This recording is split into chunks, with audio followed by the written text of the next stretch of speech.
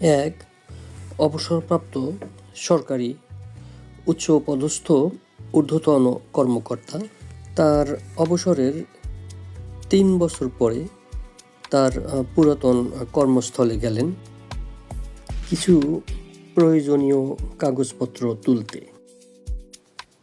সেদিন দুর্ভাগ্যজনক হলেও সত্য, অফিসের কেউ তাকে চিনল না কিংবা চিনেও চিনল না।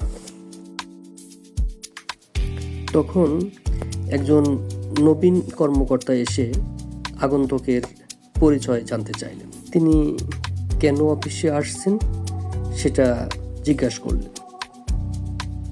তখন তিনি একটা দীর্ঘ শ্বাস গোপন করে বললেন যে তিনি একসময় এখানকার বস ছিলেন।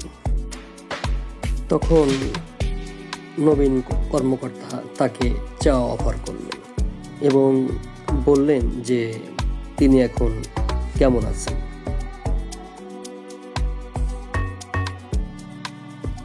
আগন্তুক বললেন যে নতুন পরিস্থিতি মানিয়ে নিতে প্রথম বেশ কষ্ট হয়েছে, কিন্তু এখন তিনি পরিস্থিতি মানিয়ে নিয়েছেন।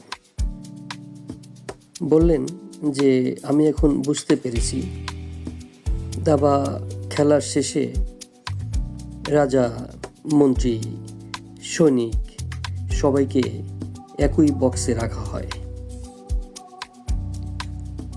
কাজেই পদ, পদবি, শান শওকত এসবই ক্ষণস্থায়ী, মানুষের ভালোবাসাটা স্থায়ী, যা ভালো কাজ, বিনয় এবং সুন্দর ব্যবহার দিয়ে অর্জন করতে হয়।